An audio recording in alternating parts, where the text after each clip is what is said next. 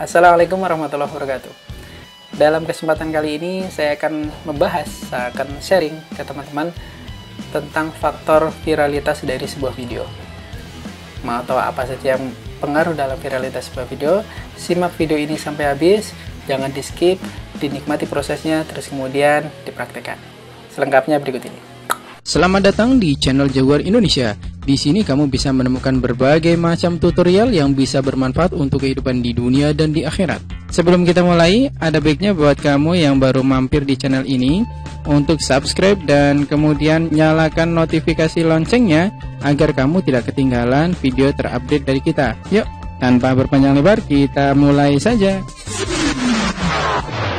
Faktor viralitas dari sebuah video sebenarnya banyak ya.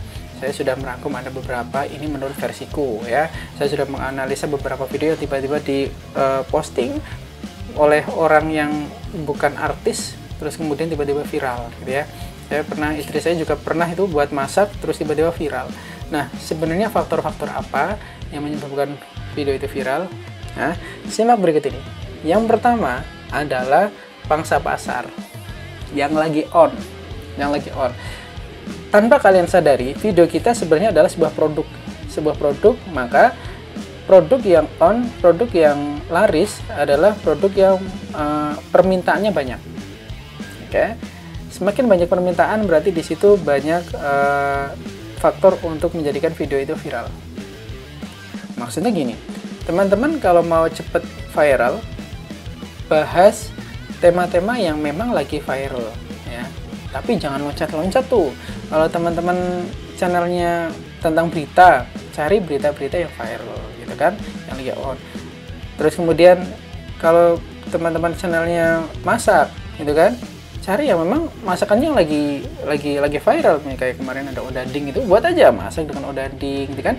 Terus kemudian tahun lalu pernah ada metode 537 gitu ya, untuk masak daging. Buat seperti itu dengan dengan versimu sendiri. Yang jelas, amati, tiru, dan modifikasi. Ini bahasa marketingnya ya, ATM ya. Tapi yang jelas ini bisa diimplementasikan di semua lini kehidupan. Poin pertama, bahas video ya. Bahas tema yang lagi viral. Yang kedua, setelah dilihat tuh, kamu menemukan video yang viral loh, kamu lihat, amati, cari kelemahannya. Contoh gini, maksudnya gini, ada satu video yang viral, terus kemudian kamu lihat, diulang-ulang, dipelajari, oh ternyata gini. Kamu cari kelemahannya. Bisa kelemahannya berupa dari videonya itu sendiri, kualitasnya jelek. Kalau misal di situ mentok di 480d p, kamu buat video yang 720 atau HD. Terus kemudian satu dari kualitas video, terus kemudian kualitas audio. Kalau sana kemereset sudah bisa viral, kamu buat dengan versimu sendiri yang sling. Oke. Terus kemudian lihat lagi thumbnailnya dari sana nggak diedit sedemikian rupa ya, tapi bisa viral. Kamu buat thumbnail yang lebih menarik yang bisa viral. Itu poin pertama, bahas sesuatu yang memang lagi viral. Terus kemudian yang kedua, kualitas dari video kita, kualitas dari konten kita harus lebih bagus. Viral pertama, bahas yang topik yang lebih viral. Yang kedua, kualitasnya bagus. Entah itu video, kualitas gambarnya, kualitas audionya, kualitas backsoundnya kalau ada, biar orang lihat itu nggak ngantuk ya. Semuanya dipermak yang lebih bagus. Intinya harus, kalau kamu pengen jadi seorang pemenang, maka kamu harus bisa mengalahkan pemenang itu. Kalau kamu pengen menjadi nomor satu, kamu harus bisa mengalahkan yang nomor satu dulu. Paham? Ya harus kayak gitu ya. Terus kemudian yang ketiga nih, ini orang yang kalau dari sisi audiens itu nyebelin gitu ya. Nyebelinnya maksudnya apa? Poin ketiga adalah durasi. Usahakan teman-teman buat video di atas 7 menit, 8 menit, atau 9 menit, atau 10 menit gitu kan. Semakin banyak, maka semakin bagus. Bukan semakin banyak ya, semakin lama gitu ya, semakin bagus. Tapi ini hati-hati ya. Kalau kita buat video yang lama, terus kemudian kita menyampaikannya nggak asik, kita nggak menikmati, audiens pasti nggak akan betah dong. Nah, ini ada sisi baiknya, ada sisi positifnya. Sisi baiknya, kalau kita menyajikannya bagus, bisa viral, tapi kalau tidak, orang itu nggak betah berlama-lama lihat. Paling satu, ini jangankan untuk lihat, mau ngeklik aja, misal kita searching cara budidaya ikan lele gitu, yang satu 3 menit, yang satu 50 menit, pasti orang milihnya 3 menit dong. Padahal mungkin yang 30 menit itu lebih bagus. Ya, hati-hati nih.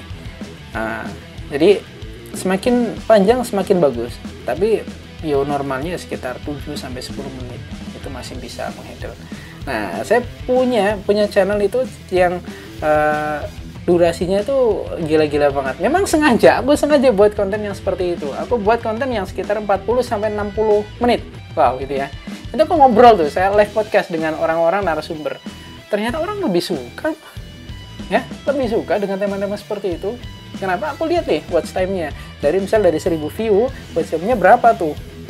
Ya, watch time itu retensi, lamanya orang nonton nih. Betah apa enggak tuh orang? Teman-teman harus lihat di analisa itu. Jadi tadi ada durasi, ada kualitas, ada tema yang lagi viral. Terus kemudian yang berikutnya, yang keempat adalah teman-teman harus konsisten di metadatanya. Metadata di YouTube itu sebenarnya banyak ya. Metadata itu data-data pendukung deh. Mudahnya gini, teman-teman buat channel itu kan harus ada niche itu tema tertentu yang mau dari segi pasarnya bagus, dari teman-teman juga menguasai. Kalaupun tidak menguasai, teman-teman suka, dah itu cukup. Tidak menguasai suka, ya. Makanya gini, kalau nggak bisa, asalkan suka, pasti mau belajar. Pokoknya di situ. Nah, terus kemudian metadata adalah yang sebenarnya gini, judul paling berpengaruh tuh. Karena apa? Sekarang itu sudah zamannya apa-apa digital. Contoh, kalau ada banjir jadi Cilacap, terus kemudian di Google gitu kan, Google terinteraksi dengan di YouTube, ya, ini terinteraksi. Dan biasanya kalau kita pinter nulis judulnya, itu direkomendasikan tuh langsung di postingan halaman paling awal dari Google. Terus kemudian judul, kemudian penggunaan tag itu kalau di Instagram kan ada ya tag apa pencarian dan sebagainya. Kalau di YouTube sebenarnya hampir sama, cuman kalau di YouTube itu ini lebih mengarah ke kalau misal ada orang ngetik salah judul, misal Corel spasi draw gitu ya. Ternyata kemudian dia nulis Corel draw ya, digandeng. Nah, teman-teman bisa tuh menggunakan itu. Intinya adalah untuk tagline, fungsinya untuk itu. Kalau ada orang searching tapi tulisnya salah. Terus kemudian tadi apa? Judul, tag, terus kemudian konsistensi dari video terkait. Dari channel kita itu ada video serupa enggak? Ini penting jika teman-teman tidak ingin kehilangan dari suggest video. Suggest video apa? Teman-teman tahu dong kalau misal lihat seperti ini, lihat konten seperti ini, terus kemudian di sebelah kiri kalau misalnya di browser ada video selanjutnya itu namanya suggest video. Atau kalau di HP ada di bawah, itu namanya suggest video. Terus kemudian dan yang paling asik di thumbnail. Khusus buat teman-teman yang isinya atau kepengen buat channel yang untuk anak-anak itu nggak butuh bahasa-bahasa yang aneh, yang penting main di gambar aja, gambar yang menarik, yang orang penasaran. Nah, ini kuncinya di thumbnail itu. Thumbnail yang baik seperti apa? Thumbnail yang bikin penasaran. Karena apa?